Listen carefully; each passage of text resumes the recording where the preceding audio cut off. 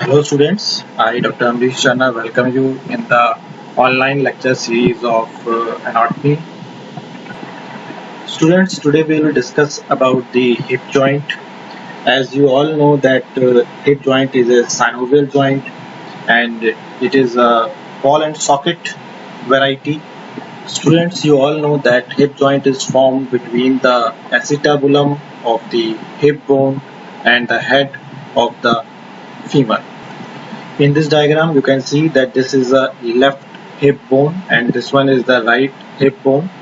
This one is the sacrum and this one is the left femur bone and this one is the right femur bone, and this joint is called as the hip joint. This is the left hip joint and this one is the right hip joint, which is formed between the acetabulum of the hip bone and the head, spherical head of the femur bone.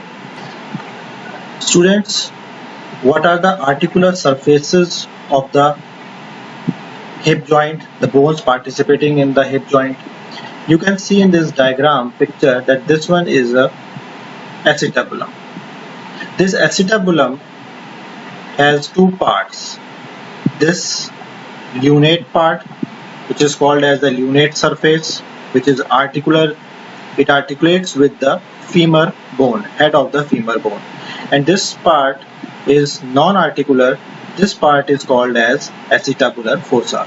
This acetabular fossa do not articulate with the head of the femur, but this lunar shaped surface of the acetabulum participate in the articulation or formation of hip joint. In this picture you can see the spherical head of the femur. This spherical head articulates with the lunate surface of the acetabulum. This central part of the head of the femur is called as the fovea, fovea capitis, but this fovea capitis do not articulate with the acetabulum. Students, as I said that it is a synovial joint, and all synovial joint, in case of all synovial joint, the bones, the articulating ends, the articulating bones are covered by the ends of the articulating bones are covered by the hyaline cartilage. So in this case, this lunate surface is covered by the hyaline cartilage, and the fovea, the head of the femur, is covered by the hyaline cartilage, except this fovea capitis. Students, we have already discussed that each synovial joint is covered by a fibrous capsule. You can see in this picture, this structure, this is a fibrous capsule. This fibrous capsule that encloses the hip joint is generally very strong and thick. You can see in this picture that medially it is attached to the margins of the acetabulum, the transverse acetabular ligament and the adjacent margin of the obturator foramen, whereas on lateral side it is attached to the intertrochanteric line. This one is the intertrochanteric line. So on the lateral side it is attached to the intertrochanteric line on the anterior aspect, whereas on the posterior aspect it is attached just proximal to the intertrochanteric crest. Students, you all know that in synovial joint the fibrous capsule is reinforced by some ligaments and muscle tendons.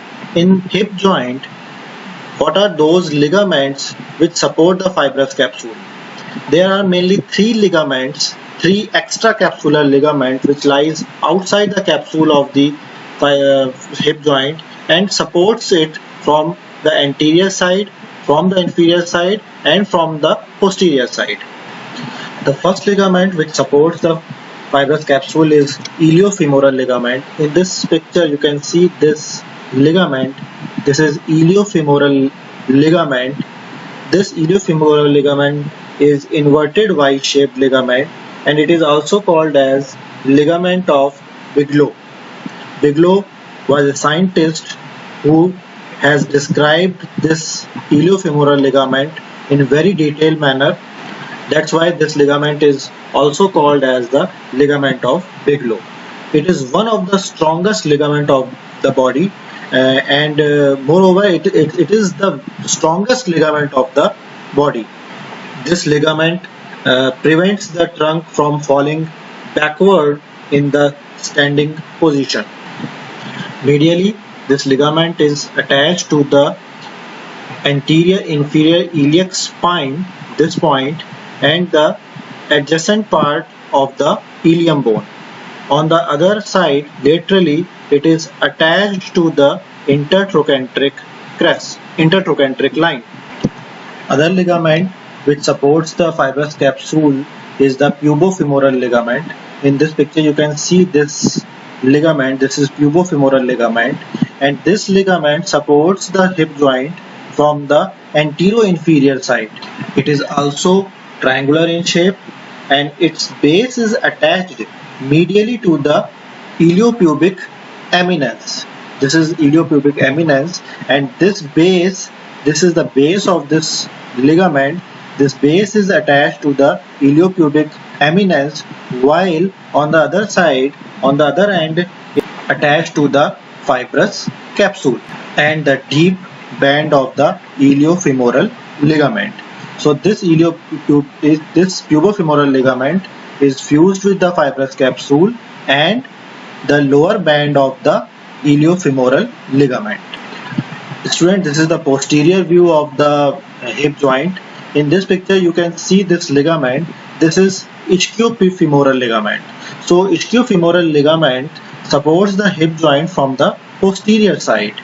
As you can see, this ischiofemoral ligament is attached medially to the ischium bone, just posterior inferior to the acetabulum, and then it fused with the fibrous capsule. Students, it is very important to know that the fibers of all the three ligaments, iliofemoral ligament, pubofemoral ligament, and ischiofemoral ligament, the fibers of all the three ligaments are oriented in a spiral manner around the hip joint, so that they become taut when the joint is extended. This is how the hip joint is stabilized by the three ligaments. Student, now we will see the intracapsular ligament, which is associated with the hip joint. In this picture, students, you can see this structure. This is ligamentum teres. This ligamentum teres is attached to the fovea capitis of the femur bone. This one is the fovea capitis, the depression on the head of the femur bone. So this ligamentum teres is attached on the fovea capitis on one end, while on the other end it is attached to the acetabular fossa. This one is the acetabular fossa. I told you earlier that this acetabular fossa is non-articular because it do not articulate directly with the femoral head, but it provides the place, for the attachment of the ligament. This ligament, ligamentum teres, is also attached to the transverse acetabular ligament. Students, you can see this structure. This is transverse acetabular ligament. So this ligamentum teres not only attached to the acetabular fossa, but also with the transverse acetabular ligament and the margins of the acetabular notch. This is the acetabular notch, which converts into foramen by this transverse acetabular ligament. Students, you can see this red color artery in this ligament. This is a branch of the obturator artery. So this ligament carries a small branch of the obturator artery, which contributes to the blood supply of the head of the femur bone. Students, as it is a synovial joint, so there must be a synovial membrane in this joint. In this joint, you can see this green colored structure. This is synovial membrane. This one is the synovial membrane. So the synovial membrane, as you know, that it lines the inner surface of the fibrous capsule, and in case of hip joint, it is attached to the margins of the articular surfaces of the femur and the acetabulum. In case of hip joint, this synovial membrane not only covers the margins of the head of the femur, but it extends up to the neck of the femur, and it covers the neck of the femur also. So in this diagram you can see that this synovial membrane is covering the neck of the femur bone, and this synovial membrane also covers the ligamentum teres. You can see that ligamentum teres is covered by this green colored synovial membrane. So this synovial membrane covers the ligamentum teres ligament also. Students, you all know that there are two main responsibilities over the hip joint. One is the movement. As you all know that this is a very mobile joint. It can abduct, it can adduct, it can flex, it can extend, it can medially and externally rotate also. But another very important responsibility over the hip joint is the stability. It provides the stability, it provides the support, it provides support to the weight of the body in both static condition and in dynamic condition. While we are walking, while we are standing, it supports the body weight. The stability of the hip joint or the strength of the hip joint depends upon some factors like acetabular labrum. The acetabular labrum is a fibrocartilaginous ring which is attached to the margins of the acetabulum. You can see in this picture, this is acetabular labrum and it is attached to the margin of the acetabulum.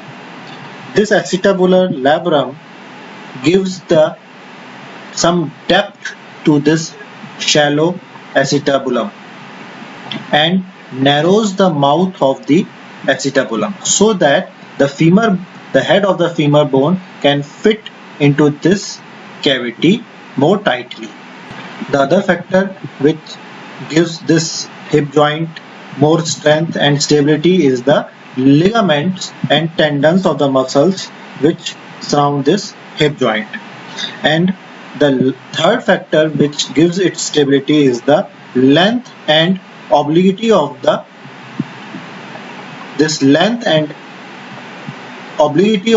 neck of the femur bone.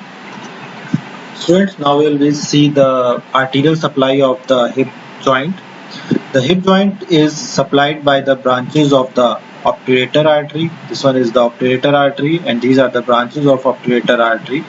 So hip joint is supplied by the branches of obturator artery, this branches of the superior and inferior gluteal artery. This one is the superior gluteal artery, this one is the inferior gluteal artery, and the branches of superior and inferior gluteal artery supplies the hip joint, and the lateral circumflex humeral artery and medial circumflex humeral artery also supplies the hip joint.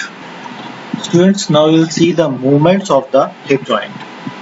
As you all know that flexion, extension, abduction, adduction, medial and lateral rotation and circumduction, these are the movements which occur at the hip joint. In this picture you can see the flexion and extension movement. Flexion is mainly produced by the psoas major muscle and iliacus muscle, while extension is mainly produced by the gluteus maximus and the muscles of the back of the thigh, that is the hamstring muscles. So gluteus maximus muscle, which is the muscle of the gluteal region, of this region, it produces extension, and hamstring muscles produces extension, while the psoas major muscle and iliacus produces flexion muscle, flexion of the hip joint.